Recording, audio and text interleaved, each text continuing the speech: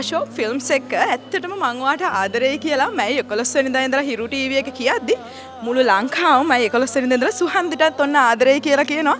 ලස්සන බෝඩික්කයක් වගේ චරිතයක් කවිකාර කෙල්ලෙක් වෙලා ඔන්න එනවා සුහන්දි. ඇත්තටම ස්තුතිවන්ත වෙනවා මේ විදිහට. ඇත්තමයි මම ඔයාට ආදරෙයි ටෙලිනාට්‍යයට වටිනාකමක් එකතු කරාට සහ ඒ වටිනාකම හරියටම ප්‍රේක්ෂකයින්ට දෙන්න මේ විදිහට ඒගොල්ලන්ගෙන් වෙන්න ඕන හැම දෙයක්ම කරනවා අශෝක් ෆිල්ම්ස්. ඉතින් ඇත්තටම ගොඩාක් ස්තුතිවන්ත වෙනවා මේ විදිහේ වටිනාකමක් එකතු කරාට. සුහන්දි මේ කලින් ගොඩක් කතා කරලා තියෙනවානේ සුහන්දි. හැබැයි මේක චුට්ටක් වෙනස් චරිතයක්. මම දැක්ක හරි අභියෝගවත් චරිතයක්. මේකේ තියෙන දෙබස් උනත් හරි අමාරුයි. චුට්ටක් මතක තියාගන්න හරි අමාරුයි. ප්‍රොනවුන්ස් කරන්න හරි අමාරුයි. කොහොමද මේ අභියෝගය ජයගත්තේ සුහන්දි?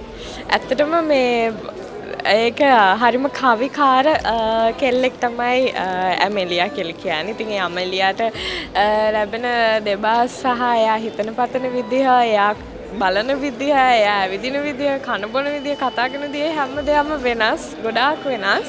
ඉතින් මොකද එයාගේ ජීවිතේ වෙච්ච දේවල් හින්දා එයා වෙනස් කෙනෙක් බවට පත් වෙලා තියෙනවා. ඇත්තටම මේක අභියෝගයක් වුණා සහ අපි ටෙලිනාට්‍ය රූගත කිරීම පටන් ගන්න කලින් දර්ශක රත්නායක අධ්‍යක්ෂකතුමාට බෙහෙවින් ස්තුතිවන්ත වෙනවා.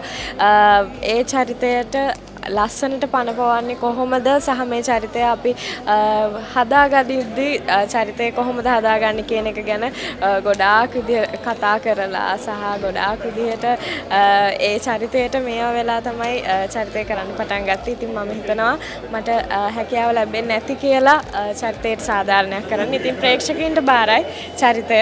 ඔයගලන්ගෙන් මම ඉල්ලනවා ආදරෙන් බලන්න කියලා. අනිවාර්යයෙන්ම එහෙනම් ඉතින් සුහන්දි අපි ඔයාට ගොඩක් ආදරෙයි. ප්‍රේක්ෂකයන්ගේ ආදරේ වඩාත් ලැබෙන්න කියලා ප්‍රාර්ථනා කරනවා. ඇත්තමයි මං ඔයාට ආදරෙයි.